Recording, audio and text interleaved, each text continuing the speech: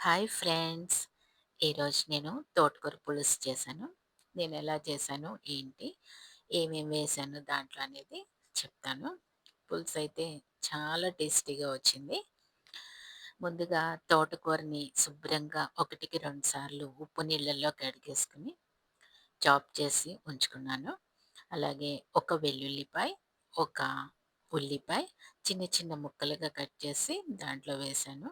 అలాగే ఉప్పు, కారం, పసుపు గూడా వేసేసాను ఒకే తడవ. అవన్నీ గిన్నెలో వేసేసి, కాసిన్ని నీళ్లు పోసేసి, ఉప్పు, కారం, పసుపు వేసేసి, కాసిన పచ్చిమిరపకాయలు, అలాగే కాస్త ధనియాలు, జీలకర్ర అప్పటికప్పుడు దంచి వేసుకుంటే కనుక పులుసుకి భలే టేస్ట్ వస్తుందండి. ఒక్కసారి ఇలా ట్రై చేసి చూడండి. మామూలుగా అయితే ధనియాల పొడి అవన్నీ వేసుకుంటాం కదా! అలా కాకుండా ధనియాలు, జీలకర్ర మామూలుగా చిన్న రోలు ఉంటుంది కదా! ఒకసారి కచ్చపచ్చగా ఇలా దంచేసేసి పులుసు గిన్నెలో వేసేసి పులుసు గిన్నెని స్టవ్ మీద పెట్టేసేయండి. మరుగు రానివ్వండి. శుభ్రంగా ఉడకాలి కదా! తోటకూర, ఉల్లిపాయలు, వెల్లుల్లిపాయలు, ఉప్పు, కారం, పసుపు, దంచిన జీలకర్ర, ఆహ్, ధనియాలు అవన్నీ కలిపి స్టవ్ మీద పెట్టేసి, అది శుభ్రంగా మరిగాక అప్పుడు ఏం చేయాలనేది మళ్ళీ చెప్తాను. పులుసు బాగా మరుగుతోందండి. ఇది పులుసు ఎంత మరిగితే అంత బాగా టేస్ట్ వస్తుందనమాట. కాస్త మరగటం ప్రారంభించాక అప్పుడు కొంచెం చింతపండు, ఒక చిన్న నిమ్మకాయంత చింతపండు, అంటే మీ పులుపుకి తగినట్టుగా వేసుకోవచ్చు. మీరు తినే పులుపుని బట్టి. మేమైతే ఎక్కువ పులుపు తింటాం కొంచెం. అందుకని కొంచెం ఎక్కువే వేశాను. ఆ చింతపండు చిక్కటి రసం తీసేసి శుభ్రంగా దాంట్లో వేసి, ఆ చింతపండు పులుసు కూడా పచ్చి వాసన పోయే వరకు పులుసునలా మరిగించాలి. గిన్నె మీద మూత పెట్టేసి చక్కగా అది ఉడికొచ్చే వరకు ఉడకనిద్దాము. ఈ లోపల మనం తిరగమోత కూడా రెడీ చేసేసుకోవచ్చు. ఒక బాండీ పెట్టేసేసి దాంట్లో ఎండుమిరపకాయ ముక్కలు, ఆవాలు, జీలకర్ర, శనగపప్పు, మినపప్పు, మెంతులు. మెంతులు కొంచెంగా వేసుకోండి లేకపోతే చేదొస్తుంది. అన్నీ వేసేసి శుభ్రంగా ఫ్రై చేసుకోవాలి. ఆవాలు కాస్త చిటపట అనే వరకు, మెంతులు, జీలకర్ర కాస్త వేగే వరకు వేపించి, చివర్లో కొంచెం ఇంగువ యాడ్ చేయాలి. ఇంగువ మంచి ఫ్లేవర్ వస్తుంది. అసలు ఇంగువ లేనిదే నా వల్ల కాదండి. నేను అన్నిట్లో ఇంగువేసుకుంటాను. నాకు బావుంటుందలాగా. అలాగే కరివేపాకు కూడా వేసేసి, బాగా ఫ్రై చేసేసి, పులుసులో కలిపేసేయటం అనమాట. ఇంక ఈ తిరగమోత తీసుకెళ్ళి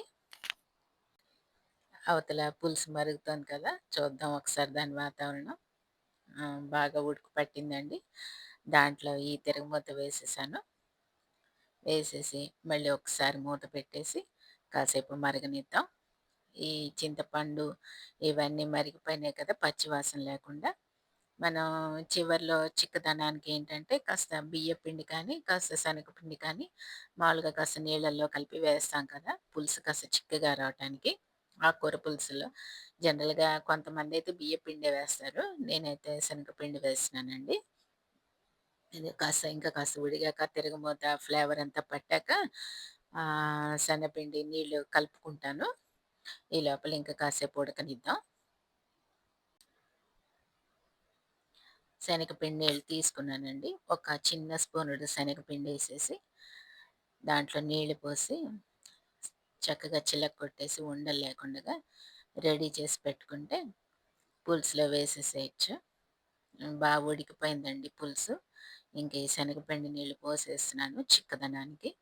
మీరు బాగా చిక్కగా, గట్టిగా కావాలనుకుంటే కొంచెం ఎక్కువ శనగపిండి నీళ్ళలో కలిపేసుకోండి. నేనైతే కాస్త అలా నీళ్ళు నీళ్ళుగా ఉంచుకుంటాను. అన్నంలో కలుపుకునేందుకు బావుంటుంది కదా! అలా అయితే కొంచెం అలా నీళ్ళు నీళ్ళుగా ఉంచుకుంటాను. మరీ నీళ్ళు కాదు మన పులుసులాగా.